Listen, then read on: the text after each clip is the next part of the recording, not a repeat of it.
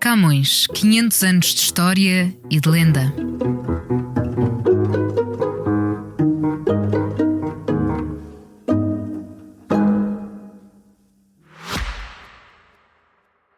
Subscrever o Expresso é ter acesso à melhor informação, a uma vasta oferta de conteúdos exclusivos e à opinião de referência. Subscrever o Expresso é tornar-se membro do nosso clube, poder ser voz ativa de uma comunidade informada e beneficiar de vantagens exclusivas. Subscreva o Expresso em expresso.pt/digital. Expresso. Liberdade para pensar.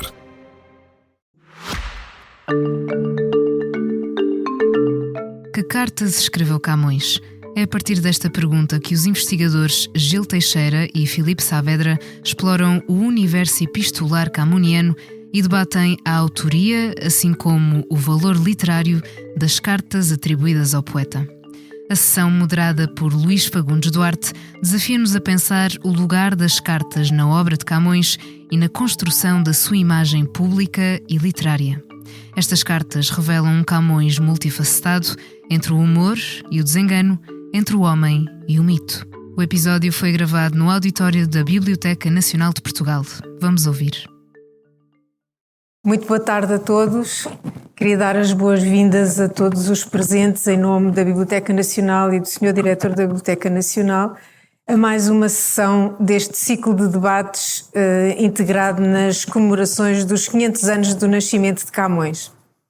Também queria agradecer muito a disponibilidade de todos os intervenientes desta tarde, mesmo daqueles que, estando longe, não quiseram deixar de participar com a sua boa vontade e a sua generosidade. E muito especialmente queria agradecer ao moderador da sessão, o professor Luís Fagundes Duarte, a quem passo a palavra sem mais delongas e que nos honra com a sua presença hoje. Muito obrigado. Boa tarde a todos. Quero, em primeiro lugar, agradecer ao Sr. Diretor da Biblioteca Nacional o convite que me foi feito para estar aqui.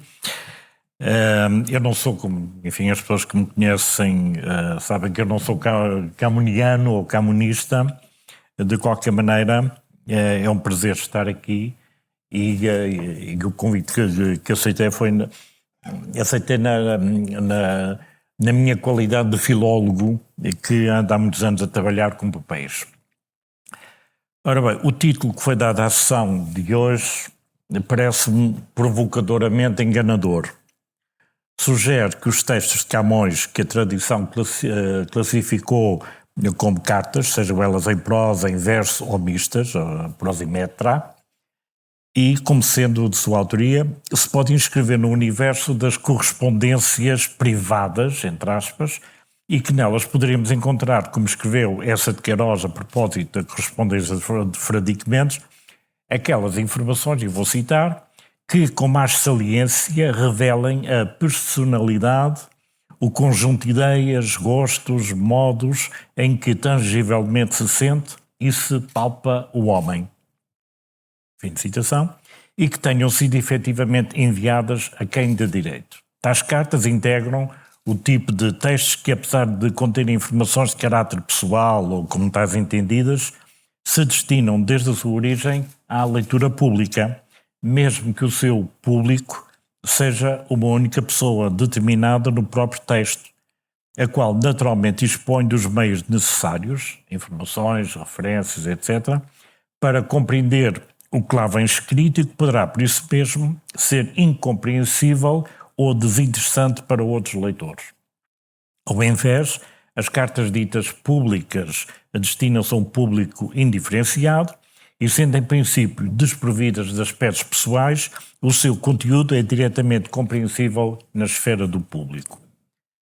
Nestes termos, como haveremos de ver e entender as cartas de Camões? E já agora, elas serão mesmo dele, já que não se conhecem originais e elas só lhe foram atribuídas muito tempo depois da morte de Camões? Ora, e seja como for, a tradição literária ocidental habituou-se a integrar no seu cânon as correspondências privadas dos autores consagrados, sempre que disponíveis e independentemente do interesse de cada peça em si, que em certos casos ficam a ombrear a indignidade bibliográfica com as obras literárias, ficção, poesia, teatro, ensaio, mesmo correspondência pública, do mesmo autor.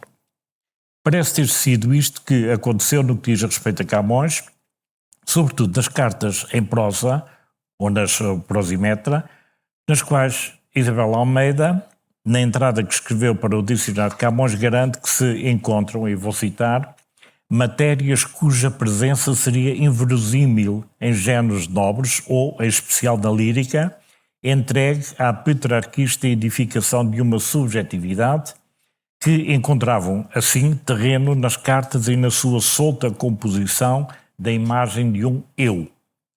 Daí que as cartas façam falta ao conhecimento de Camões, na medida em que fazem falta ao conhecimento das suas múltiplas faces. Daí também que deem pistas para a indagação de meandros e de subterrâneas relações que deixaram a sua marca nas letras e na cultura portuguesas do século XVI.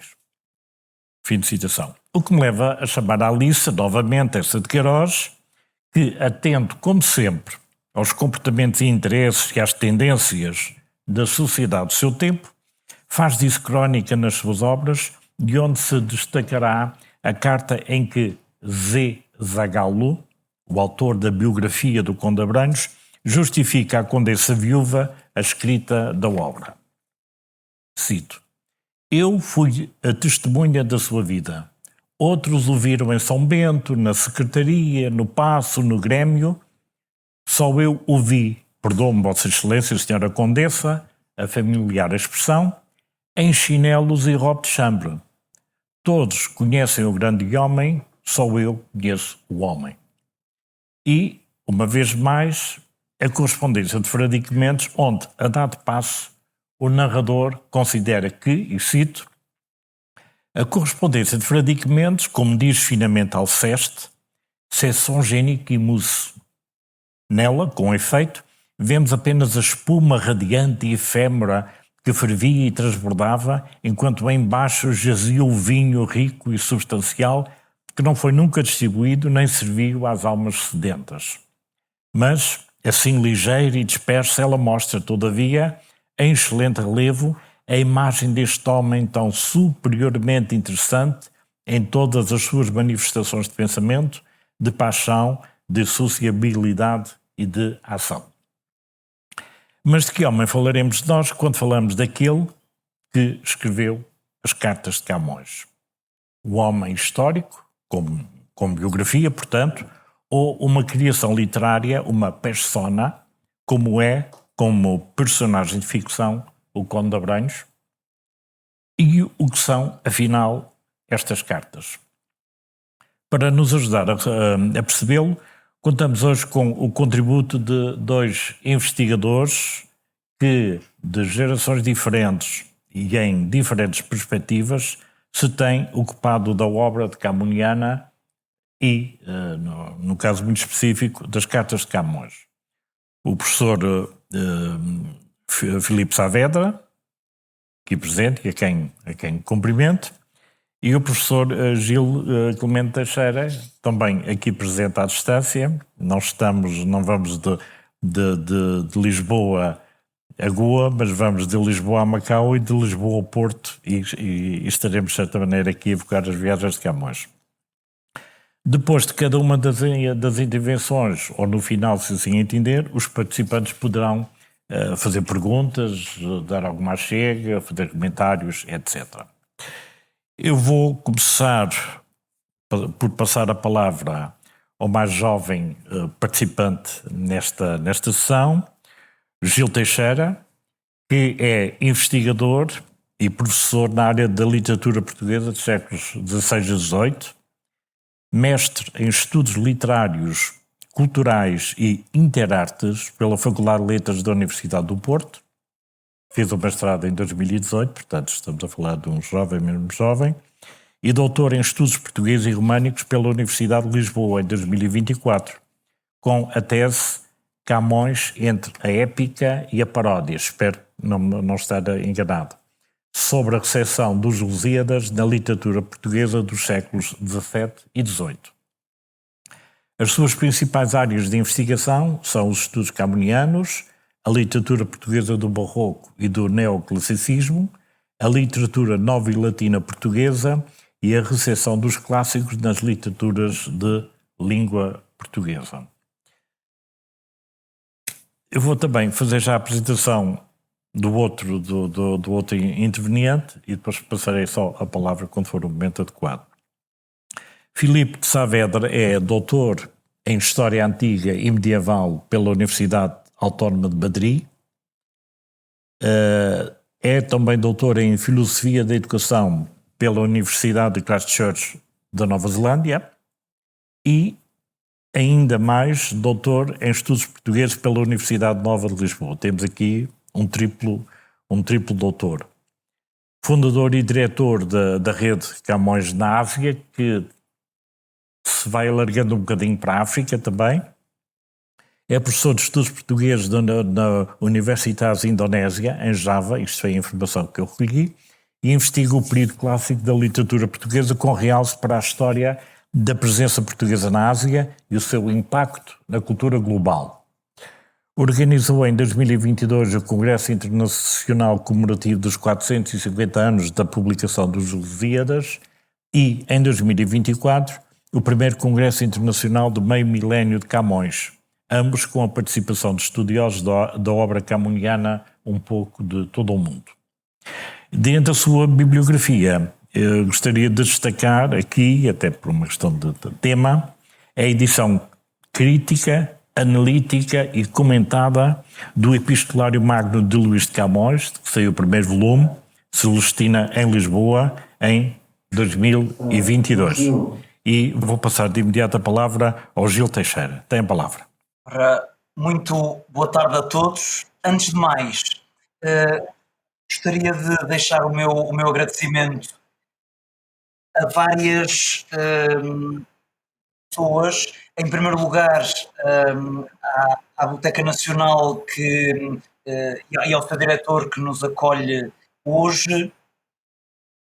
Agradecer as palavras do professor Luís Fagundes Duarte na apresentação. Naturalmente, também à professora Wanda Anastácio, que me lançou este desafio de tentar dar um contributo para pensarmos as cartas de Camões. Naturalmente, até pela minha formação, eu tenho dedicado mais tempo aos Lusíadas do que às cartas, e por isso pareceu-me que só faria sentido neste início de sessão, no fundo, propor a todos uma breve viagem pela fortuna crítica das cartas de Camões. Terminando precisamente no professor Filipe Saavedra, que cumprimento desde já, e que é verdadeiramente o especialista nas cartas. Por isso farei apenas um caminho prévio. Então, fazendo este breve percurso pela fortuna crítica das cartas de Camões, gostaria de começar com uma provocação do professor Manuel Frias Martins sobre crítica literária, e esse seria o princípio da nossa conversa. O professor Manuel Frias Martins, pensando a crítica literária, diz-nos porque não é inocente o seu olhar, o crítico literário, seja qual for o plano institucional em que se coloque, académico ou jornalístico, relaciona-se com a literatura, sobretudo com aquela que é sua contemporânea, através de um certo grau de cegueira. ou através de uma espécie de cegueira interessada que leva o crítico a unicamente ver aquilo que quer ou pode ver. E precisamente com esta provocação inicial do professor Manuel Frias Martins, queria fazer convosco um brevíssimo caminho por aquela que tem sido a fortuna crítica das cartas de Camões, lançando sobretudo algumas pistas que podem ajudar-nos ao debate na fase final.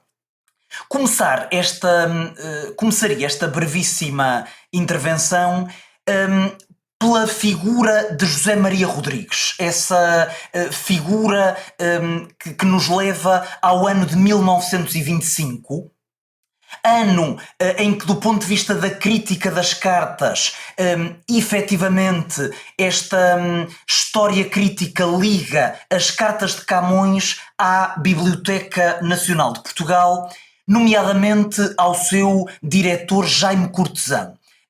E é precisamente sobre esse primeiro trabalho crítico de José Maria Rodrigues que gostaria de evocar aqui neste princípio de sessão, num exercício, enfim, de recordar aquilo que foi uma crítica publicada na revista Lusitânia, portanto, no ano de 1925, em que lemos considerações interessantes do ponto de vista da história da crítica de José Maria Rodrigues, nomeadamente sobre as cartas de Camões e sobre a forma como Camões estava envolvido numa suposta vida airada da qual teria de se livrar numa perspectiva de uma crítica moralista que é interessante reparar desde logo nesta história das cartas. Na revista Lusitânia nós lemos frases como ainda bem que o grave conflito com Gaspar Borges levou o poeta à cadeia, libertando-o de tal vida. Uma primeira citação que me parece que merece aqui a nossa consideração e traria talvez pelo menos mais duas, em que nós lemos José Maria Rodrigues a dizer: diga-se em abono da verdade que mesmo na época em que o poeta mais metido andava na sua deplorável vida airada, sentiu pelo menos uma vez rebates de consciência. E é este o primeiro pano, um pano crítico que temos há precisamente 100 anos, um crítico que nos lamenta esta deplorável vida airada em que está Camões, enfim, levando inclusivamente José Maria Rodrigues a rejeitar a carta porque nem tudo seja falar-vos de siso, dizendo a terceira carta não é efetivamente de Camões, embora se ocupe da pornografia oliciponense no sentido etimológico da palavra. E é uma carta recusada logo no princípio num dos primeiros marcos desta história crítica, e parece-me que é difícil traçar uma história de crítica, ainda que muito breve, das cartas de Camões, sem trazer José Maria Rodrigues para a nossa reflexão. No seguimento desta crítica do padre José Maria Rodrigues, encontramos um autor que me parece igualmente importante evocar nesta história crítica, o professor Hernani Cidade, que na obra Luís de Camões, As Cartas e seu conteúdo biográfico, nos diz nos escreve juízos como estes, a síntese mais ampla e completa de quantas hoje se oferecem ao leitor sobre aquele aspecto da literatura da época. É um autor que se apresenta como aquele que vai traçar uma síntese ampla e completa.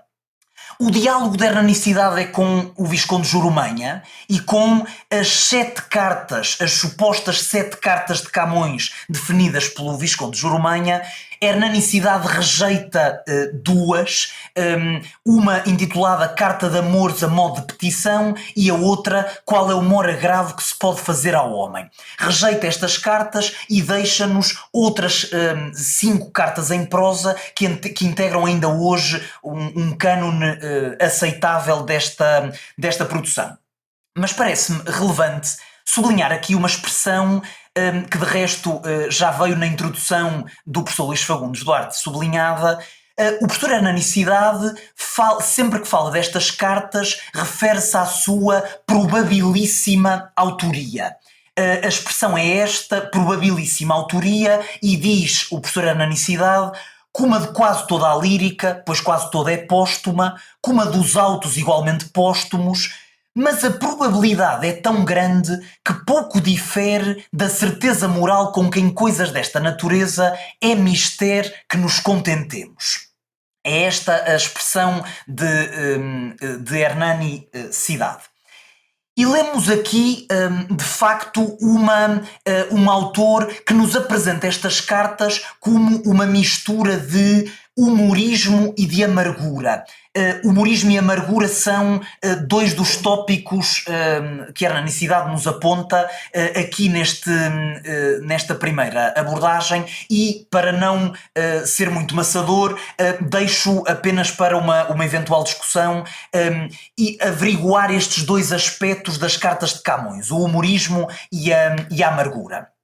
Sobre a carta escrita da Índia, do ponto de vista canónico, nós aceitamos uma carta escrita da Índia, uma carta de Ceuta, as primeiras que surgiram apresentadas logo nas rimas de 1598, e depois as cartas de Lisboa, 2 cartas que vêm ao nosso conhecimento no início do século XX. Sobre a carta da Índia, diz o professor Hernanicidade, a carta ilumina de luz bem viva zonas obscuras da sua existência, de Camões, e no caso das cartas de Lisboa, reparem nas expressões utilizadas por Hernanicidade. Encontramos nelas estouvados desregramentos do poeta, encontramos um conjunto de marialvas, foliões e arruaceiros, estas são expressões da Hernanicidade sobre as cartas de Lisboa, um relatório de estúrdias e misérias, uma suja moral das rapaziadas. É este o tom da crítica da Hernanicidade que perturbará Aquilino Ribeiro, como já veremos. Um dos argumentos que é utilizado aqui para sustentar aquilo que será a autoria probabilíssima das cartas é a coincidência de recursos expressivos entre as cartas e os autos de Camões. Este argumento seria pacífico se os autos de Camões também não nos causassem problemas, mas enfim, deixamos esse argumento para discussão.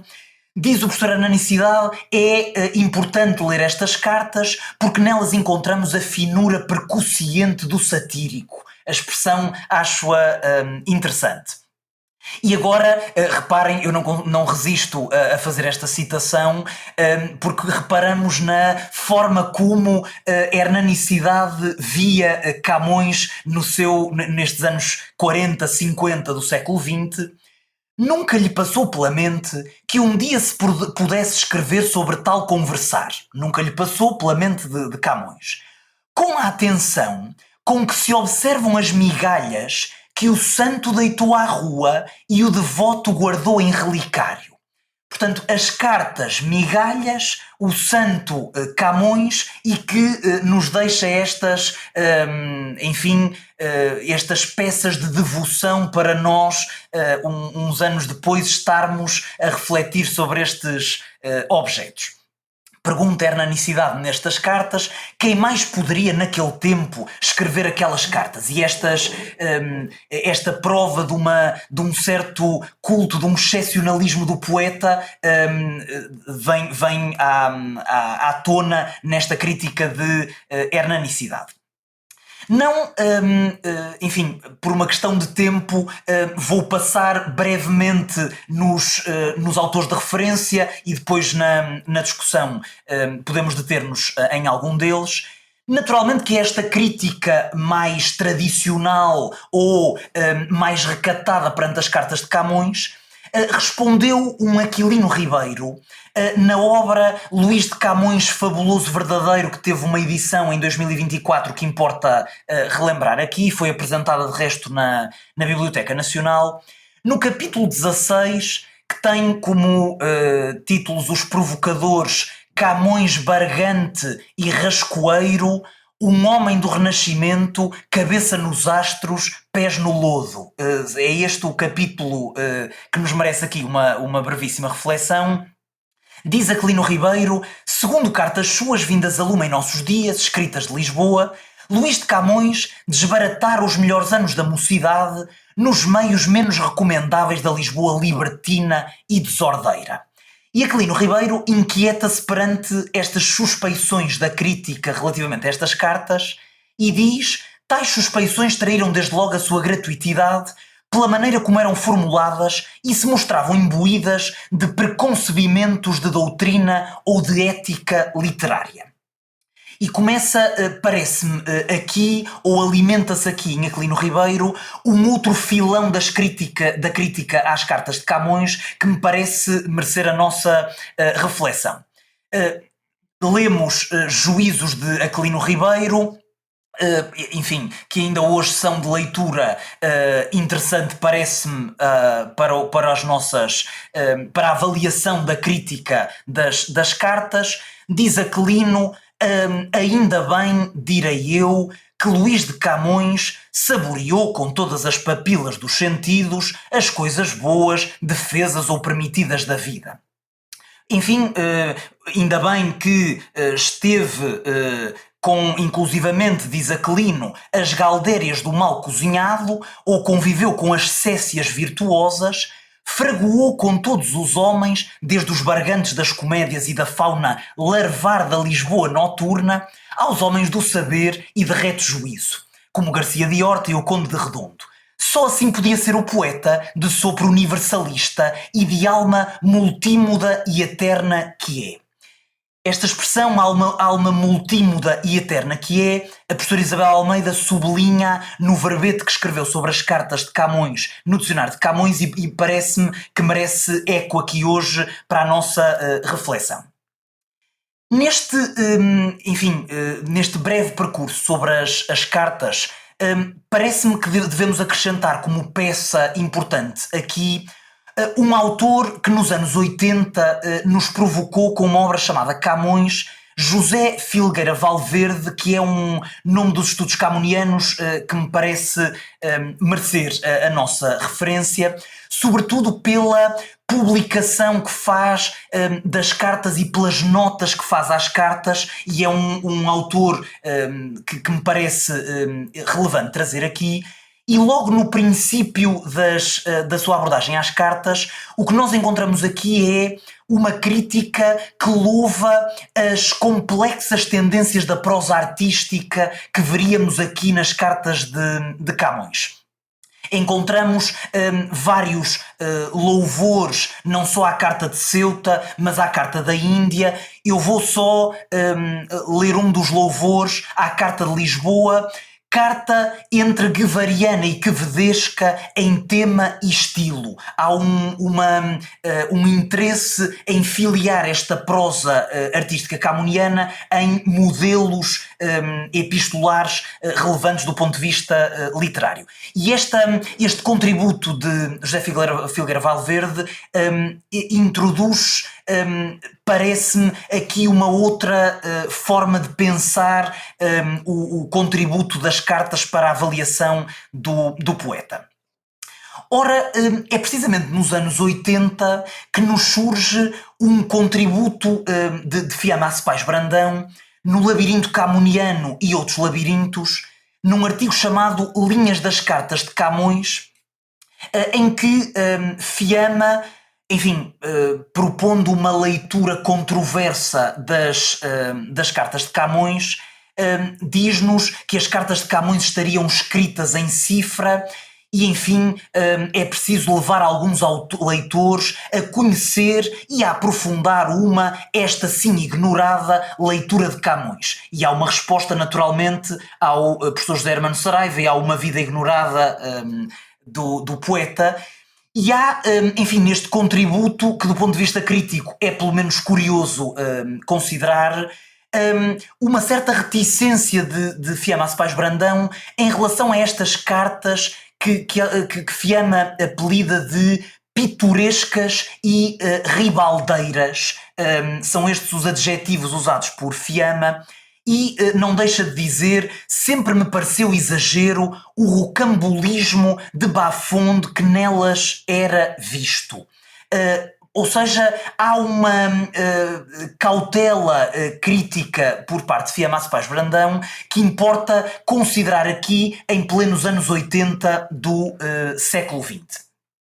Aproximando-nos do final do século XX, encontramos um contributo que me parece absolutamente fundamental citar aqui, do professor Clive Willis, que em 1995 nos apresenta com introdução e com comentários cartas de Camões. Aliás, neste trabalho, a carta, porque nem tudo seja falar-vos de Siso, ainda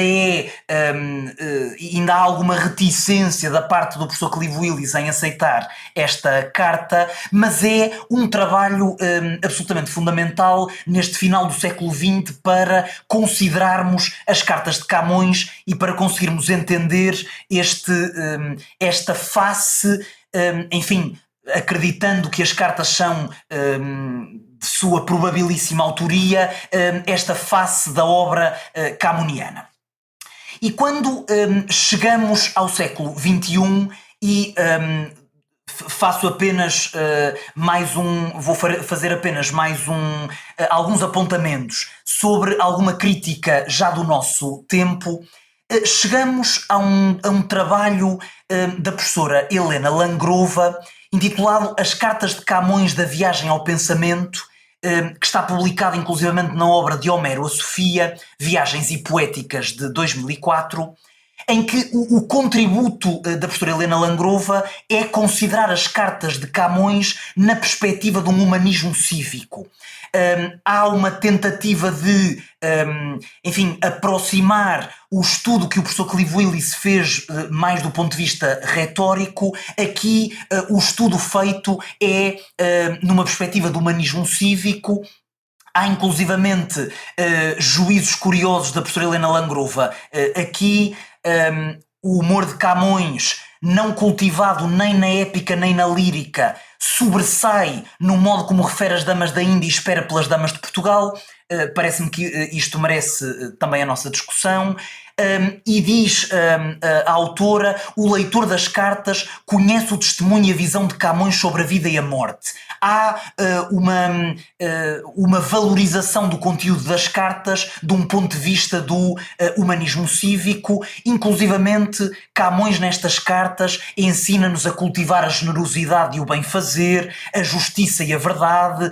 Aliás, para que esta vida tenha um sentido e continue para além da morte naquilo que Camões chama a outra vida.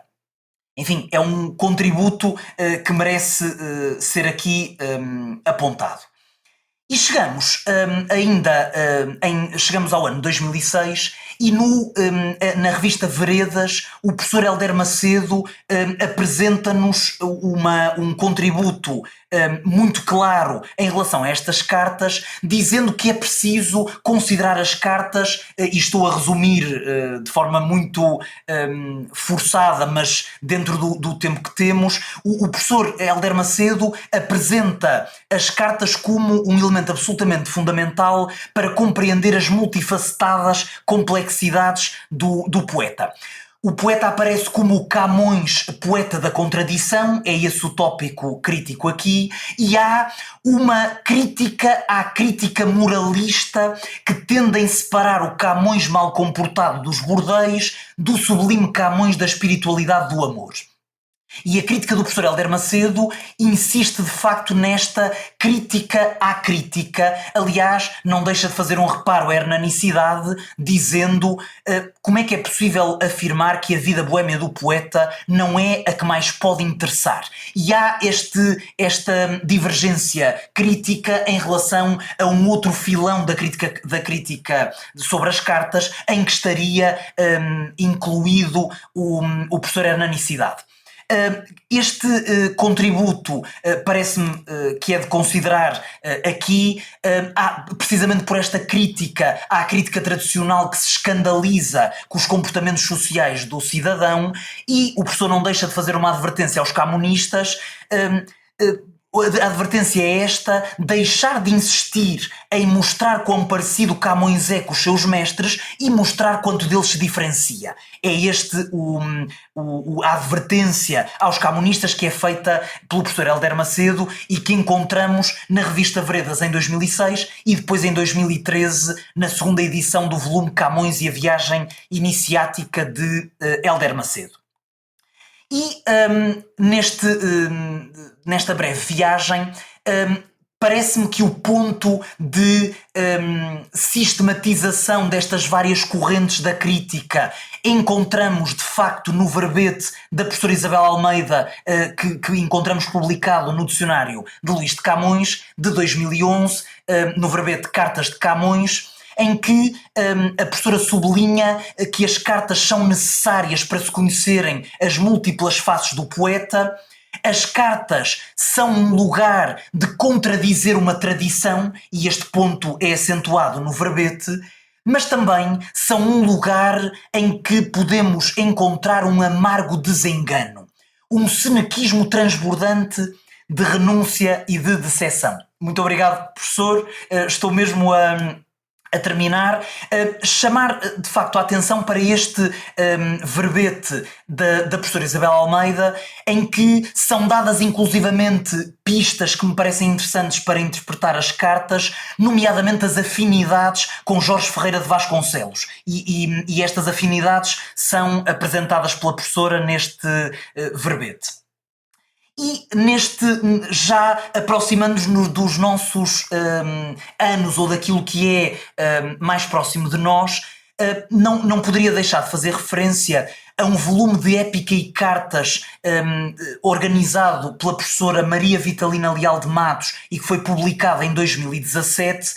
Chamo sobretudo a atenção para, nesta abordagem às cartas, algumas citações da professora, nomeadamente um retrato dos interlocutores destas cartas como rapazes a quem a vida ainda não pesa. Esta é uma expressão que lemos na introdução às cartas da professora, e encontramos inclusivamente um juízo sobre a convivência de uma conversa familiar com uma temática séria, sem que enxerguemos o fito de tais elucubrações. E estes juízos parecem muitíssimo interessantes para considerarmos as cartas.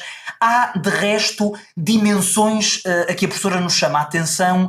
Uma delas, a imagem que o autor dá de si mesmo nestas cartas, e um outro tema a que a professora chama uma espécie de teorização da generosidade, que apareceria aqui nestas cartas. E há, isso nota-se de forma muito evidente, uma espécie de resposta da professora Vitalina Leal de Matos à crítica que insiste em acentuar o Camões entendido em malandragem, cuja complexidade escapa a qualquer discurso crítico, o Camões mal comportado dos bordéis lisboetas. E o ponto é porque nas cartas de Camões, sublinha a professora, encontramos uma sabedoria peculiar que parece contraditória com essa imagem de um Camões frequentador dos bordéis lisboetas. Mas, de facto, nesta história da crítica, o especialista recente destas matérias é o professor Filipe Saavedra, que teremos o gosto de escutar já de seguida. Chama a atenção para o Epistolário Magno de Luís de Camões, que o primeiro o volume saiu em 2022, e naturalmente o professor aborda esta, eu não trago, sublinho, não foi minha intenção trazer novidade a esta apresentação, foi apenas fazer uma brevíssima viagem sobre a crítica camuniana até chegarmos a este trabalho crítico do professor Filipe de Saavedra, e permitam-me apenas fazer uma evocação às Cartas em Prosa e Descrição do Hospital de Cupido, uma obra da professora Márcia Arruda Franco, que saiu em 2024 e que nos apresenta, além do corpus das cartas em prosa, uma aparente novidade nestas cartas de Camões, que merecerá também a nossa conversa e consideração. E por isso, terminando esta brevíssima intervenção, eu deixaria deste percurso para a nossa discussão e consideração aquilo que me parecem ser dois filões do discurso crítico sobre as cartas de Camões, e gostaria de propor para discussão esta divisão dos críticos de Camões nestes grupos. Evidentemente, tenho na memória Jorge de Sena, que nos lembra sempre com a sua argúcia crítica, que sempre que procuramos simplificar e fazer classificações, estamos a trair de facto a complexidade do objeto. Mas, enfim, tentando apontar aqui dois filões de crítica, parece-me que convivem nesta abordagem à crítica de Camões, por um lado, uma crítica a que poderíamos chamar ortodoxa, moralista, recatada, ou prudente, se quiserem, em relação a estas cartas, à qual tem respondido ou tem estado em diálogo uma crítica antimoralista, heterodoxa, exuberante e outros adjetivos que poderíamos aqui dar. Mas parece-me que há um ponto em comum em relação a estes dois discursos críticos. E o ponto parece-me ser a impossibilidade de sermos indiferentes a este filão da obra camoniana, ainda que ainda estejamos ou tentemos discutir a autoria, mas é de facto impossível ser indiferente ao filão das cartas de Camões, independentemente da abordagem que lhe dermos, seja uma abordagem mais no filão em que se inscreverá José Maria Rodrigues, ou num outro filão em que se inscreverá Aquilino Ribeiro. Mas deixo estas pistas para a nossa conversa e discussão. Quis de forma muito breve apresentar esta história com algumas omissões. Há aqui outros discursos críticos que mereceriam evocação, mas no tempo que temos foi o possível. Muito obrigado pela atenção. Muito obrigado ao nosso conferencista, o professor Gil Teixeira. Levantou de facto aqui uma série de questões, e é extremamente curioso como séculos depois da sua morte, Camões ainda, pela sua vida desregrada, ainda levantava dúvidas de moralidade. Bom, foi mais ou menos nessa altura que alguns dos póstumos de Eça de Queiroz, como por exemplo a Capital, foram censurados, e muito censurados, exatamente porque tinham coisas que as senhoras e as meninas não podiam ler nem ouvir. Bom, haverá naturalmente aqui matéria para discutir. Agora vou passar a palavra ao professor Filipe Saavedra, que, creio eu, já poderá até eventualmente responder a algumas das questões que foram levantadas pelo Gil. Tem a palavra, professor Filipe Saavedra. Ora, eu agradeço muito aos companheiros da mesa, agradeço também, em primeiro lugar, ao Sr. Diretor da Biblioteca Nacional, que teve esta ideia do simpático convite já no ano passado, e depois aos colegas presentes da mesa que quiseram vir debater a questão das cartas hoje aqui connosco. E fizeram-no muito bem, com duas intervenções, uma mais do ponto de vista teórico e outra do ponto de vista histórico, não é? Que fez um percurso da recepção das cartas recente, não é? Também não sabemos muito do passado, mas alguma coisa se poderá saber. Bom, são, digamos, agendas de investigação, até às vezes agendas programáticas dentro das escolas literárias, que diriam que o mais interessante em relação às cartas seria esta fundamental questão da autoria ou não autoria pelo autor a que se atribuem, seria a forma como foram transmitidas ou chegaram às mãos ou não chegaram dos destinatários, algumas sabemos que não chegaram. Isto para já, em relação a esta abordagem inicial. Pegar nas cartas, pronto, o mais importante é saber se são ou não são de Camões. É a questão primacial, se pode fazer nada sem saber. Fica tudo parado, porque ninguém sabe, nem tem como saber, como é óbvio. São discussões completamente etéreas, abstratas e que se passam para lá do éter, e os textos ficam em posil à espera da geração seguinte que se ocupe deles, porque entretanto toda a gente congelou com a autoria. Depois há outra questão separada que também trouxe aqui o Gil, mas que seria um filão, para usar a expressão marginal, que era a questão dos conteúdos. Os conteúdos eram mais ou menos palatáveis, se podia ser lido por meninas ou não podia, enfim, que me parece marginal à questão que mais me importa e que me importou logo do início. Eu vinha da epistolologia, portanto do estudo da carta, e quando me tornei camonista foi por essa via, entrei pelas cartas, agora já estou a fazer o trabalho, já saiu uma edição das Odes e vai sair outra, e a partir daí iremos pela lírica fora, mas de facto a minha abordagem foi das cartas, vinha do estudo também de um grande problema que também se misturava com a autoria, que era a Madre Mariana Alcoforada e as famosas cartas, não é, conventuais de amor. E penso que resolvi o problema da autoria, fizemos um congresso em Beja com enorme participação e ficou a questão resolvida, que estava atribuída a um nobre francês sem qualquer fundamento, e nós fizemos esse trabalho que, pelo menos muita gente que falou comigo, ficaram de facto esclarecidos, que as cartas eram mesmo da Madre Mariana e eram autênticas. Partimos do princípio, mas já se estava há 200 e tal anos a discutir a autenticidade, e pouco trabalho também se fazia por conta de que havia demasiada focalização, quanto a mim, nesse aspecto, o que prejudicava todo o estudo subsequente.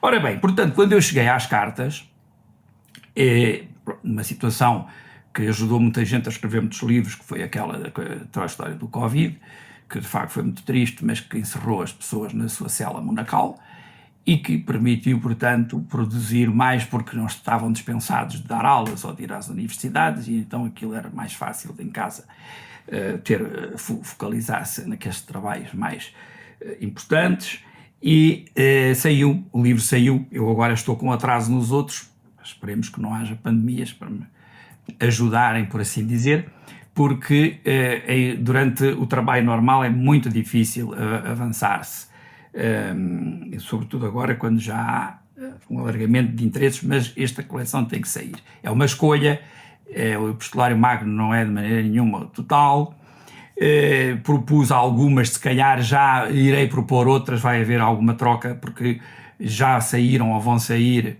os estudos sobre uma ou outra num contexto diferente, portanto não se vai repetir, não é? E portanto eu parti de um princípio que era o seguinte: depois tem-se andado a discutir isto, aquilo, é muito interessante, que tal seja, não seja, é imoral, pode ser só literatura, se calhar isto é tudo fingido, isto se calhar não é a vida dele, isto se calhar nem é ele, isto se calhar tudo é... E eu parti do princípio seguinte, que é, bom, mas todas as pessoas que estão neste momento nesse debate, que terá sua sede, o seu mérito próprio, há uma coisa que não são editores das cartas. Não as editaram, não as leram letra a letra, sílaba a sílaba, tirando, como falou o Gil, o caso do Willis, não é? Que realmente se pode dizer que, de facto, pegou no texto, não é? Não nas ideias, nas abstrações, mas pegou no texto. Quando se pega no texto, como se diz, é cada cavadela, cada minhoca, porque se descobre tudo e mais alguma coisa, que as pessoas que se ficaram pela abstração teórica não conseguem ir lá descobrir, uma vez que lhes falta essa intimidade com os textos. Bom, e se nós primeiro editarmos e depois discutirmos? Eu nem sei se vou participar dessa discussão da autoria, porque eu tomo todas as cartas como sendo de Camões e não vou entrar nessa parte, não é? Depois, quem quiser vai dizer que não. Eu já falei que o professor Armando Saraiva dizia que nenhuma cartas, nenhuma era dele, nenhuma era de Camões. Portanto, há de tudo, não é? Há posições e umas intermédias, que cá fazem umas seleções. Os editores do século XX têm andado, são 4, talvez 5, talvez 6. Os dos séculos passados, que já se falou aqui, os com Jeromanha daí iam mais longe, daí a 7, podia ser 9, podia ser 6. Portanto, havia vários. Na verdade, há uma palavra que não vou usar e nem posso, que é dessa de cânon. Não há um cânon das cartas. Cada editor tem um corpus. E eu digo, olha, o corpus do Saavedra são estas, X, pelo menos esta edição. O corpus do Visconde, o Cidade, pronto. Cânon não, um cânon é definido a partir de uma autoridade, um concílio, quando há um consenso total dos sábios. Não há aqui ninguém capaz de ditar esse cânon e dizer isto é, isto não é. Ninguém tem essa chave, não é? Possa vir definir como lei para os outros. Não esqueça, a palavra cânon significa de facto lei, em grego, é uma lei, não é? Ora, aqui não há leis. Aqui cada um chega às suas conclusões e espera-se que, após trabalho sério e demorado, também não são coisas que se consiga fazer rapidamente. Daí alguma desculpa no atraso com que estou a dever os restantes volumes. Portanto, o meu princípio foi esse. Não, vamos editar, vamos pegar num texto fiável. Há uma ou outra que são muito difíceis, não é? Há uma carta que tem 2 versões completamente diferentes, e o que prova que na transmissão há muitos acidentes. Elas chegaram às nossas mãos, sabemos, por azares, por acasos, porque um códice sobreviveu e outro não, ou um já encontramos, outro ainda está perdido. É por isso que nós temos estes corpora. Nós temos estes corpora por puro acidente. Não é? Não sabemos se ele escreveu mais em verso ou mais em prosa, embora eu desconfie, como toda a gente, que escreveu muito mais em prosa, porque mesmo sendo um poeta e um grande literato, a maior parte dos assuntos eram prosaicos, que ele tinha que tratar. Mas claro que temos aí já uma desproporção. Temos muitíssimas mais cartas em verso do que em prosa, não é? Já aí temos esta distorção. Mas pronto, há algumas em prosa, irão aparecer outras, elas não estão assinadas, elas não têm na rubrica o nome dele, têm que ser identificadas na base do trabalho textual, na base da comparação e, portanto, nas escolhas lexicais. Tudo isso é que permite dizer se são, se não são. Eu vou dar um exemplo, peço desculpa. Eu vou dar aqui um exemplo só para vermos do que é que estamos a falar, porque foi o mesmo método que eu usei agora na edição de uma ode de Camões, que fora conveniente, que estava dada como sendo dele pelo Visconde de Jeromanha, e depois toda a gente tinha achado que podia deitar para o caixote lixo dos mais ou menos anónimos, ou mais anónimos, porque eles também não dizem quem é que escreveu, não propõem autorias. Se não foi Camões a escrever, quem foi? Já agora gostaria de saber. E para que efeito? E porquê? Porque quando se faz uma falsificação, há uma razão. Tem que haver uma motivação. Não se faz para passar o tempo. Mas pronto, para dar um exemplo, nós temos 2 cartas da Índia, curiosamente com um ano de diferença, não é? Uma é janeiro de 54 e outra é janeiro de 55. E numa é aquela em que o poeta Simões Falante, dirigida ao Sr. Dom António, é essa que eu digo que não chegou às mãos do destinatário, porque ele já estava morto, não é? E o que é que ele diz de Goa? Ele diz, longa terra do todo o pobre honrado, sepultura. Isto em verso, tercetos. Depois, na carta de janeiro de 55, um ano depois, para um amigo que ainda não está identificado, eu gosto sempre de dizer ainda, eu não gosto de dizer não está identificado, não é? Porque eu acredito que com trabalho sério, trabalho de formiguinhas, vamos chegando lá. O que é que ele diz? Da terra vos sei dizer que é mãe de vilões ruins e madrasta de homens honrados. Portanto, repara, na carta de um ano antes era pobre honrado, sepultura, aqui a terra, Goa, é madrasta de homens honrados. Pronto. E é na base destas aproximações lexicais, nestas informações, que nós fazemos esta atribuição, que eu não chamo presunção de autoria, atribuição de autoria, porque há coerência. Porque enquanto não aparecer ali uma coisa que alguém me possa dizer, isto é impossível, que Camões escrevesse por razões, por exemplo, anacrónico, porque esta palavra não existia, só foi criada 200 anos depois, porque se não houver positivamente algo que diga isto é impossível, não é? E penso que não acontece em nenhum destes documentos, tudo o que lá está é possível, é viável e bastante plausível. Se não havendo isso, nós, portanto, passamos à frente dessa discussão e vamos aos textos. E depois de editados, depois de trabalhados, depois de apresentados, os especialistas que os colegas quiserem julgar, que julguem. Eu também farei o meu julgamento.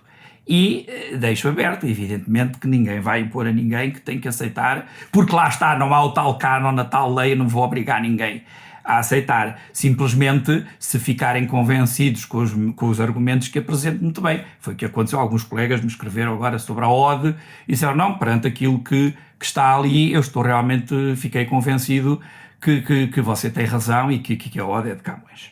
Bom, então, o nosso trabalho foi esse. Foi ir identificar as frases, praticamente uma a uma, os ditos, os provérbios, as citações da Celestina, do Rojas, tudo isso foi ali identificado. E quando eu cito outros autores ali, também nunca digo se outros autores contemporâneos, não é? Também nunca digo se um foi buscar ao outro ou o outro foi buscar àquele. Não digo. Eu ponho ali as coincidências. Quem quiser, que julgue. Se foi o Camões que estava a citar, não é? Ou se foi o outro que citou Camões. Pronto, sabemos que há imensas coincidências. Por exemplo, a correspondência surupita tem frases inteiras iguais às de Camões. Em relação ao estilo, foi falado aqui Vasconcelos, também se podia falar Fernão Cardoso, também se podia falar no Poeta Chiado. Portanto, há ali de facto um espírito da época, não é? Muito interessante. Cartas do Chiado também estão para editar, também ajudaria muita gente ir ao mesmo tempo trabalhando diferentes autores para depois juntarmos isto tudo na mesma amálgama e ver o que é que sai. Isto são equipas que são necessárias, com forçosamente muita gente, não pode ser um trabalho solitário, mas enfim, pronto, uma edição ainda pode, mas agora várias edições que depois pudessem ser postas ao lado umas das outras e vermos. Mas eu não digo que este foi buscar aqui, eu apresento, isto também está aqui, esta ideia também está ali, este conceito também está aqui, e agora vamos depois pensar ou chegar a conclusões. Para já fica esses paralelos estabelecidos, esses lugares semelhantes, não é?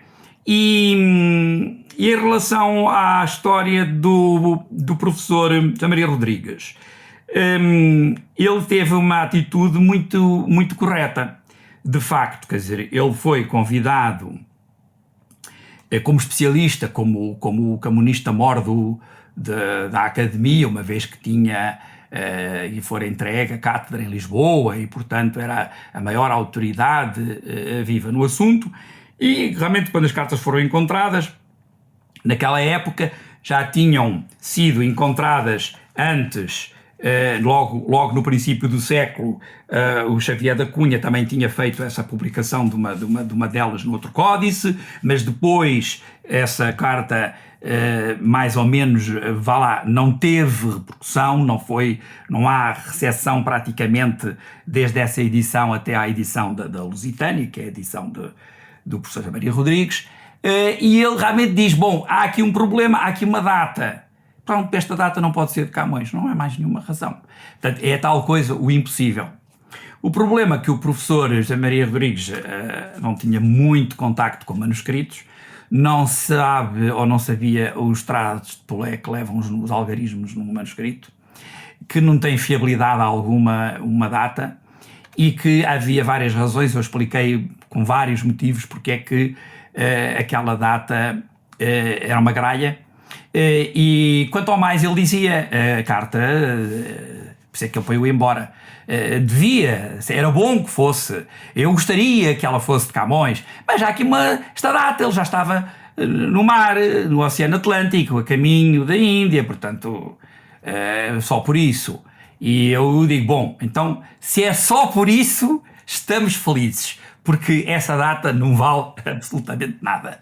E cuidado com as datas. Eu cheguei a publicar cartas de José Régio, estamos a falar de um autor do século XX, que eu editei realmente muitas epistolografias, e havia lá uma data completamente disparatada, eu não me recordo agora a data, mas se não era o ano 2000 e tal, era qualquer coisa assim, quer dizer, uma coisa, um absurdo total. Como é que lá foi parar? Pois quem se preocupa com os manuscritos que se debruça sobre isso. Agora que lá estava uma data completamente absurda, estava daqueles que nem o José Régera vive na data. Portanto, mas há várias razões que explicam isso, também não é um fenómeno inexplicável. Há várias razões que explicam porque é que as datas não são fiáveis e muito menos em cópias de cópias de cópias de cópias, que é o que estamos a falar aqui. E conjunções de documentos, não é? Com miscelâneas e com coisas que vêm para trás, e apanha-se uma coisa de um fim de um e do começo do outro, não é? E uma ideia que eu disse é que aquela data podia ser o início do documento que estava a seguir e que foi copiado e por problema de linha foi parar ali, mas também há outras explicações, o algarismo foi estava mal grafado e foi por isso que aconteceu. Portanto, penso eu que estou em sintonia com o professor José Maria Rodrigues, e é bom que a carta seja de Camões, como ele disse, e eu também acho que sim, que é bom que a carta seja de Camões, e já Fernando Portugal e outros já tinham dito que sim, que era, e o assunto, embora não quisessem abordar a questão da datação. Pronto, portanto, nós começámos a edição por aí, por essa carta precisamente, não é? Porque nem tudo seja palavras de si, em que ele diz que já mandou muitas cartas sérias ao amigo, com notícias da África e da Índia, e agora tem umas novas mais jocosas que também vão agradar, com certeza, ou se calhar ainda vão agradar mais, e que ele vai contar porque o destinatário que eu imagino que seja um eclesiástico, conhece estas personagens do Bafon. E, portanto, o Camões diz, não é? Mesmo que ele sabe quem são aquelas pessoas, e é por isso que ele vai achar graça, também numa carta que se fala de gente desconhecida, mas ninguém vai achar graça. E, portanto, ele descreve as venturas e desventuras daquelas damas da noite lisboeta. Portanto, isso será outro aspecto. Portanto, quem quiser ir por aí, também se fala lá aqui no meu livro da questão do discurso anti-erótico, porque começa a haver uma série de tratados, até há um Papa, não é, que também escreve uma novela, não é, sobre este assunto, está lá explicado esse movimento anti-erótico, de repente toda a gente começa a escrever contra os amorios e contra isto e contra aquilo, e há esse aspecto. Se Camões glosa esse discurso para se rir dele, porque a carta é jocosa, ele está a imitar os moralistas para fazer pouco deles, é uma possibilidade, tudo isso tem que ser estudado. Mas tínhamos, por exemplo, uma história da medicina em Portugal que dizia que não havia nenhum documento sobre a sífilis do ponto de vista literário, que não se sabia nada. E esta carta tem essa menção à sífilis, mas como há outras, muitas de Surupita, que ainda vão em maior detalhe e nos falam do assunto. Eu até escrevi ao autor desse livro e disse, olha, você se fizer uma segunda edição não diga isto, porque... pronto, a pesquisa também não estava feita. Ele era historiador da medicina, não era da literatura. Mas em Camões não se vai nunca dizer nunca. Ou seja, Camões nunca fez, Camões nunca escreveu, não sei. Isso não é possível. Porque lá está, o que nós temos é pouquíssimo, não é? Nós não temos nenhuma ideia do universo total da escrita. E, portanto, o que é que há ainda por identificar, atribuir, é provavelmente imenso. Não é? Como eu já chamei a atenção, temos muito mais em verso do que em prosa e tem de existir muito mais em prosa do que em verso. Portanto, há esse trabalho todo. Não é? Mas pronto, eu como estou em Macau, e não estou, aliás, queria só corrigir o professor Fagundes, porque estava a ler um resumo biográfico meu quando eu estava em Jakarta a ensinar na Universidade da Indonésia Estudos Portugueses, que já há alguns anos já está desatualizada essa informação, mas continuo professor de Estudos Portugueses agora em Macau. Portanto, o trabalho é o mesmo, só houve uma mudança de local. E trabalhamos aqui Camões muito bem. E hoje até saiu no jornal uma entrevista que fala mais ou menos do que estamos a fazer, e agora temos um congresso também em Moçambique para assinalar o 10 de junho, embora não se irá falar das cartas, mas será com certeza importante para os estudos camonianos. Portanto, esta agenda que eu proponho é: vamos primeiro editar os textos, vamos rever as edições anteriores, vamos ver o que é que os anotadores disseram e podemos confirmar ou infirmar, porque hoje já sabe mais e muito mais em muita coisa.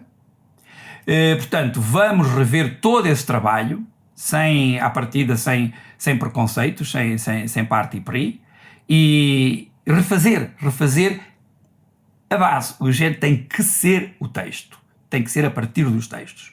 E depois de muito bem escrutinados os textos, não é? Então lança a discussão. Porque, infelizmente, muitas vezes o que tem havido é a discussão que precede a edição dos textos.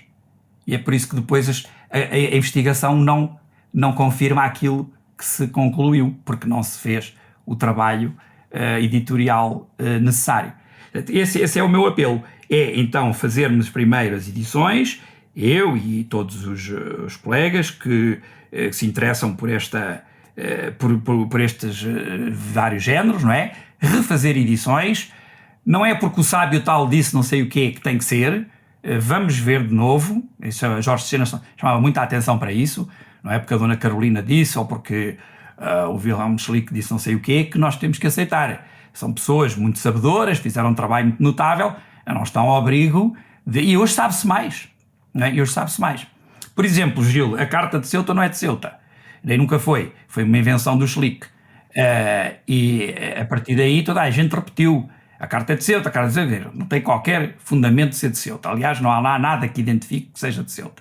E já se tinha chamado a atenção para isso, não é? Bom, isto fala-se aqui, mar, não sei o quê, mas mar também pode ser quando chegou à Índia, também há mar pelo caminho. Então é preciso rever as ideias feitas e recebidas de toda essa pesquisa. E foi essa a minha proposta. Portanto, não é começar do zero, ter em conta, mas não ir repetir o que já foi dito e, sobretudo, começar sim no zero na parte de ir ao texto. Aí sim, não é? Porque não há textos ainda definidos, não é? Esta carta era conhecida, era sabida, mas ninguém pegara nela e ninguém a editara. Portanto, ir aos textos. E agora as que já estão conhecidas precisam ter textos novos. E quando tivermos textos novos, certamente muitíssimas coisas novas vão surgir a partir das leituras corrigidas e emendadas. E pronto, e para a parte do debate era esse o meu contributo. Muito obrigado pela vossa atenção. Muito obrigado ao professor Filipe Saavedra, que foi extremamente claro neste problema que a mim me toca particularmente enquanto filólogo, que é a edição do texto. E muitas vezes nós temos encontrado ao longo da nossa história literária edições que são mais feitas para atingir um determinado objetivo do que propriamente para fazer aquilo que devia fazer, que era apresentar o texto.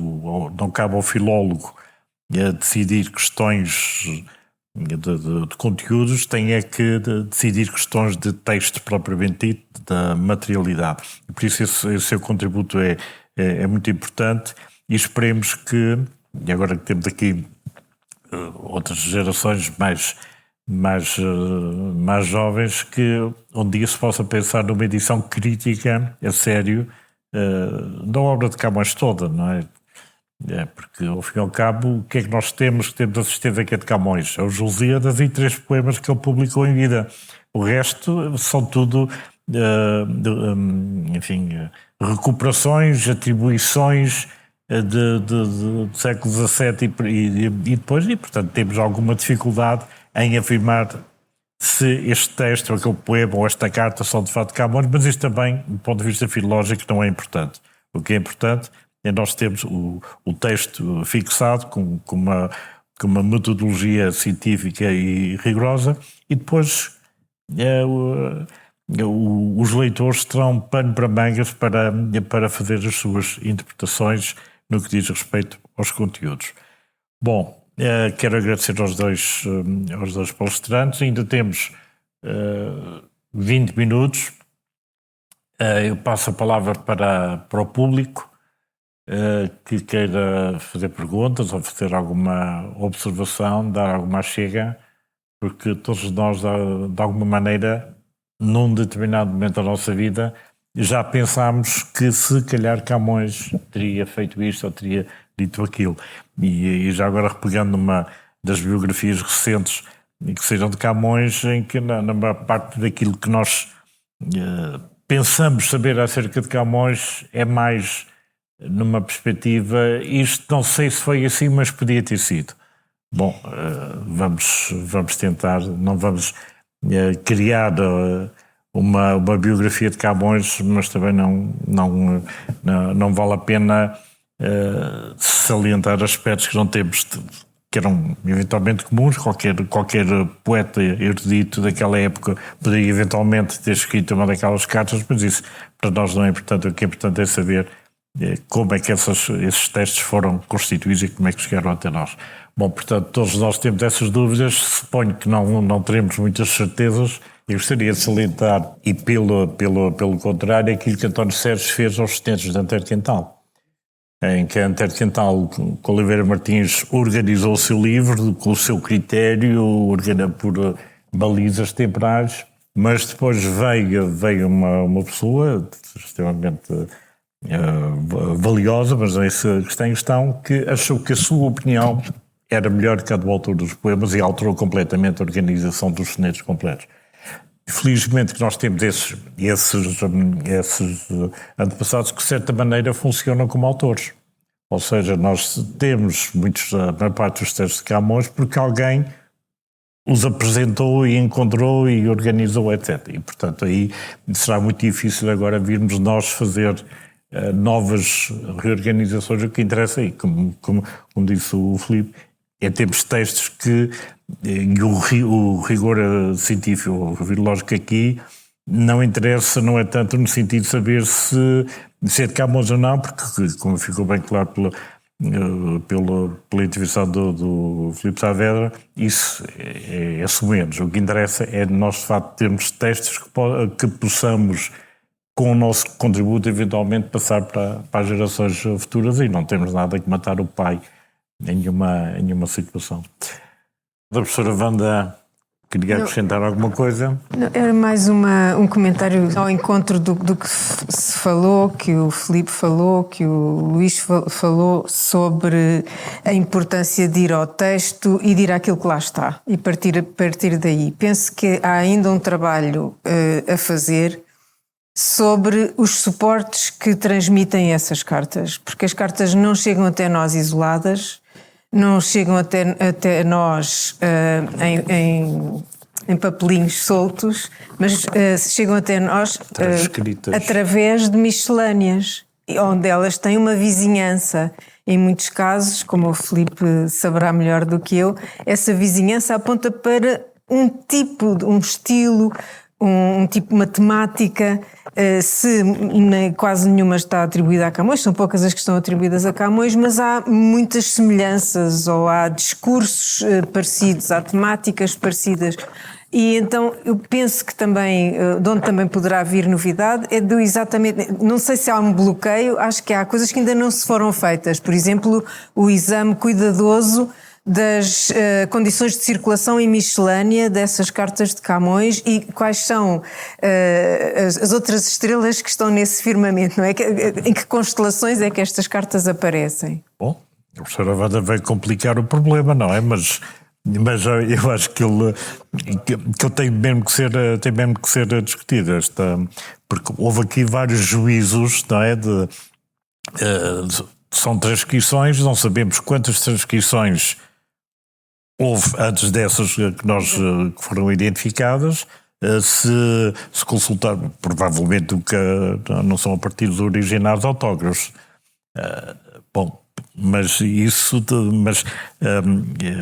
é importante salientar a materialidade que temos que salientar aqui.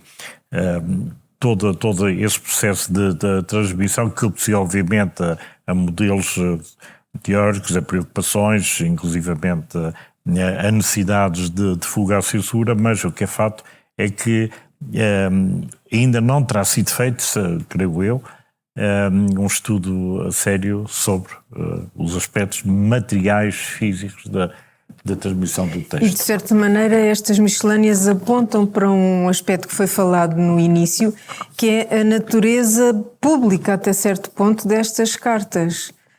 Porque circulam em miscelâneas de cartas para serem lidas. Exato. E para serem lidas não por um destinatário único ou para um destinatário particular de 2 ou 3 pessoas, mas sim para serem lidas como entretenimento, digamos assim. Sim, ninguém vai acreditar que um jovem ou menos jovem Camões, com os problemas todos que tinha, ia escrever uma carta a um amigo com todas aquelas citações, com todas aquelas referências, sem haver, enfim, haverá eventualmente aspectos que nós podemos considerar que são pessoais, mas não sabemos se são construções ou não é? Mas aqui os nossos conferencistas, e sobretudo o Filipe, não sei se quer acrescentar alguma coisa. Claro que é importante o estudo das miscelâneas. Por exemplo, que eu me servi para a minha edição é o Códice de Varjão, que está na Biblioteca Nacional. Alguns textos têm sido repescados, não é? Mas não há sequer até a edição integral de tudo o que está no Códice, enquanto Códice. Portanto, estão aqui os textos todos do Varjão. Não há. Fui lá buscar um aspecto que me pareceu muito interessante, que é uma primeira paródia aos Lusíadas, que é uma paródia que deve ser mesmo das primeiríssimas, e que está lá, não é? A história do asno, não é? Aquele asno, e que está nessa miscelânea, e se não será das primeiras, se não será a primeira, será das primeiras. Paródias aos Lusíadas, o que começa a dar esta recepção que depois estudou o Gil, mas eu descobri este texto aqui, em tom jocoso, não é? Uma espécie de um pseudo-herói cómico, muito engraçado. Os textos, as miscelâneas e os códices são importantes. Não para julgar a autenticidade através de aspectos materiais, porque a cópia faz-se em qualquer século, em qualquer altura, e isso não vai determinar o texto, se é ou não é. Podemos estar a mexer em códices de vários séculos sem nenhuma diferença serem do século XVII ou do XVIII ou do XIX. O que interessa é a fonte que eles usaram para fazer essa cópia. O que é engraçado é que o que é mais importante hoje para nós era o que era menos importante para quem salvou as cartas, que era a autoria. Eles não tinham interesse nenhum em que as cartas fossem de Camões, de A, de B ou de C, ou fosse quem fosse, e elas não foram recolhidas por serem de Camões. É por isso que são tão interessantes e que os textos são tão livres. O Camões explica como é que se fazia, não é? Cortava-se os nomes próprios, o destinatário, a assinatura, não sei o quê. Ele diz mesmo numa carta como é que se há de fazer, não é? Você corta ao começo da carta, você corta ao fim e circula essa coisa para toda a gente conhecer e ler e tal. Tem muito interesse. O próprio Camões explica como é que isso era feito, não é? Ele dá mesmo essa instrução. E, portanto, as cartas que nós temos não dizem de facto, o destinatário e não estão assinadas, ou o nome, não é? Não está indicado quem é. Mas claro, há sempre um gato escondido com a cauda de fora, e é uma das cartas em que ele mesmo, do que eu, um pobre de Camões, e está lá, ele próprio está a falar dele, e isso eles não cortaram, não é? Pronto. E nós, pois, chegamos a Camões através de, como eu disse, a coerência temática, não é? O estilo, não é? A época da vida dele, que eu chamo os ciclos, que eu determinei estes ciclos, portanto também oferecem temáticas diferentes. E portanto, com essa primazia de agora editamos, depois discutimos os outros aspectos, podem ser importantes, mas não podem ser antepostos a uma edição fiável, não é? Então depois nós faremos essas discussões. Agora, discutir sem termos os textos, não. Então é muito engraçado, quer dizer, uma coisa tão importante hoje, e não era nada importante, só temos estas cartas porque houve pessoas que acharam graça aos conteúdos, porque não tinham a menor importância para eles, que era se fossem de Camões, fosse de quem fosse, que parece agora que é uma coisa, tá? Não tinha a menor importância. E pelo conteúdo foram valorizadas, porque eram as cómicas, porque eram isto, e então lá iam para a miscelânea. E foi assim que nós as temos. Nós não temos aquelas cartas devidamente identificadas. Estou a falar das cartas em prosa, claro, identificadas. Temos cartas que foram, de facto, escolhidas pelo conteúdo. E creio que muito da lírica e dos poemas, para me dizerem uma coisa, que foram salvos como sendo de Camões, não por serem de Camões, mas por serem versos lindos. As pessoas gostaram do poema, isto é muito bonito, e pum. E depois aí aparecem várias atribuições por causa disso. Portanto, a questão da autoria não interessava. Era o valor do texto em si, não é? Indo ao aspecto, portanto, intrínseco, não é? E não extrínseco do texto, que é quem foi o autor. E isso, de facto, é uma benesse, porque assim puderam ser considerados. Não houve ninguém naquela altura que dissesse: deixa-me cá fazer um códice com a correspondência toda do Camões. Pronto. E ninguém se atreveu a isso. Nem sabemos que realmente foram repescadas 2 cartas para a edição 98, como falou o Gil, que sabemos até onde é que estão essas cartas, eu já identifiquei como é que foram parar a essa edição. Parece um bocadinho ocasional. Ele, aliás, como disse, eu dei a carta a um amigo e a outra é mais tardia, como eu disse, não como quer o Wilhelm Storck de Ceuta, mas de facto da Índia, mas pronto, ele também não indica, ele não dizia nada ali. Foram ali postas um pouco porque se calhar interessavam o editor em certos aspectos, e têm muita coerência temática com as que foram achadas, não é? Sobretudo a primeira. Tem imensa coerência temática, até um contínuo das cartas de Lisboa, que me parece, hoje o tema era do debate no Oriente, as cartas em Google, que de qualquer maneira todos podemos reconhecer que as cartas de Lisboa são mais saborosas do que as de Goa, em termos de biográficos, não é? A verdade é que, agora essa minha biografia recente que foi referida aqui, que saiu, menciona 9 vezes, e podia mencionar mais, o meu livro. Ou seja, quer dizer, assim quando se mexe nas coisas, começam a aparecer aspectos que estavam escondidos, menos tratados. Um deles, precisamente, foi esse da sífilis, não é?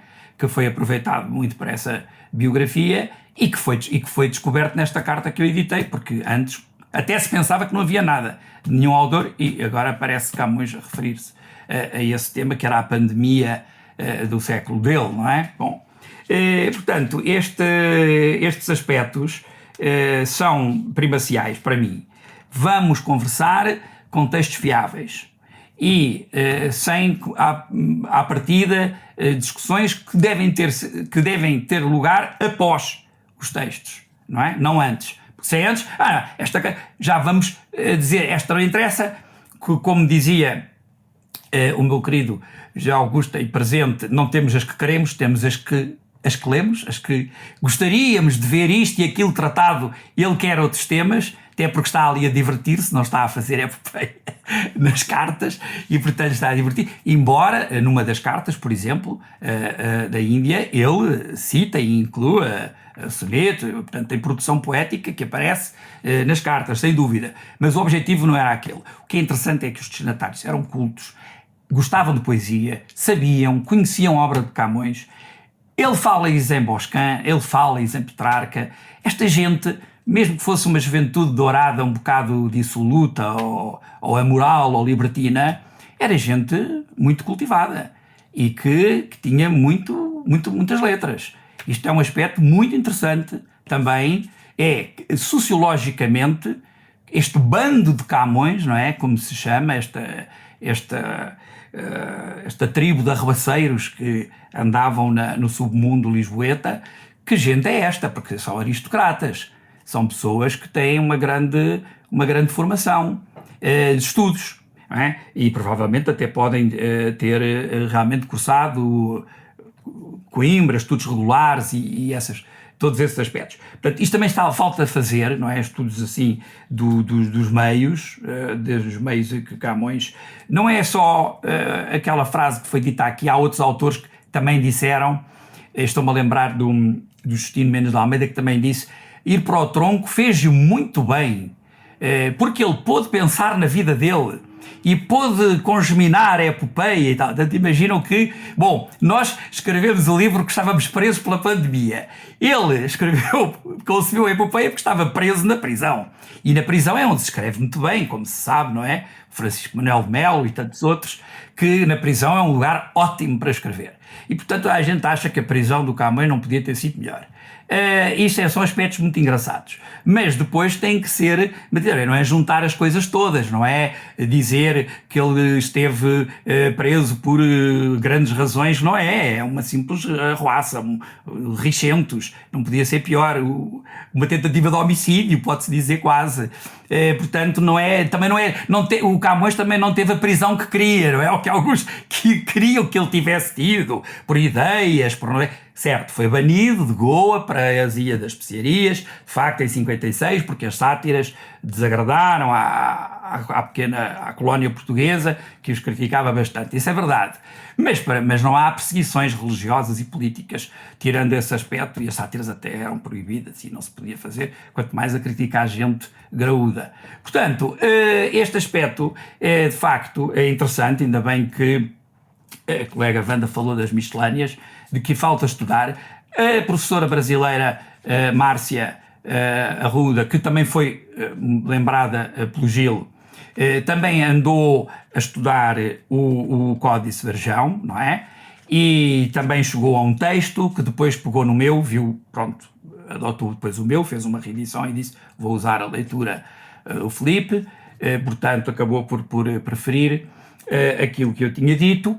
Esse texto que foi aqui falado, Hospital de Cupido, pois é evidente, ainda não tive a ocasião de dizer, mas todo a professora Márcia, mas todo o estudo que se faz, desde o mais óbvio até o mais em detalhe, aponta claramente para que é um texto de facto de Surupita, tem todo o estilo de Surupita, de princípio ao fim, é Surupita puro. E, portanto, não é para adicionar ao corpus da epistolografia camoniana. Mas há outros, eu vou trazer, de facto, inéditos, não atribuídos, são coisas diferentes, não é? Inéditos e não atribuídos, que são desconhecidos e que vão fazer parte desta edição, embora não esse, ela também não diz que absolutamente que é, não é? Mas diz, isto poderia ser de Camões, lá está, porque há uma linguagem comum àquele tempo, não é? E há muitos pontos de contacto entre os autores. E Surupita é um dos tais, ele até é o editor de Camões, não é? O primeiro editor, portanto é um homem que conhecia muito bem a obra de Camões. Mas, de facto, o Hospital de Cupido é dele. Posso desde já dizer ao Gil que esteja descansado, que não é por aí que vamos acrescentar o corpus. Mas há outras coisas, não é? Haverá novidades nessa edição, que estamos em curso, e tem que ser assim. Como eu dizia o professor Facundo muito bem, o motivo, a razão, a justificação e o resultado, não é?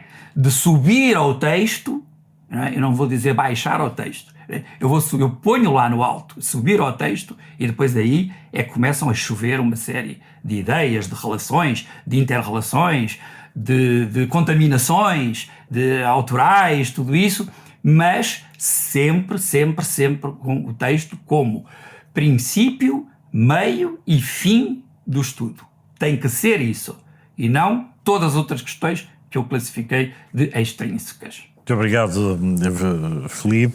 Obrigado aos conferencistas, obrigado às pessoas que participaram nesta sessão e também a quem deu apoio técnico. Foi muito útil, na minha opinião, esta sessão, porque não é todos os dias, quando se fala de Camões, não é todos os dias que se fala neste subgénero que são as cartas, mas que provavelmente são mais importantes do que aquilo que normalmente se pensa. Muito obrigado a todos e até breve, até à próxima. Obrigado.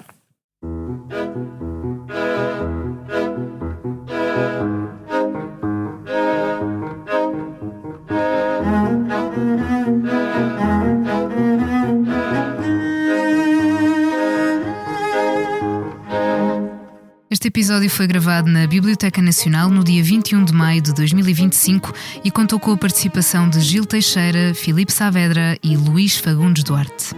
A sonoplastia esteve a cargo de João Luís Amorim, com apoio de Ricardo Rito, Filipe Oliveira e Paulo Lourenço.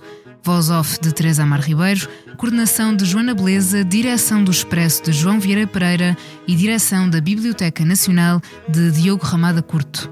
Camões, 500 anos de história e de lenda, é um podcast de 9 episódios enquadrado na comemoração dos 500 anos do nascimento de Luís Vaz de Camões.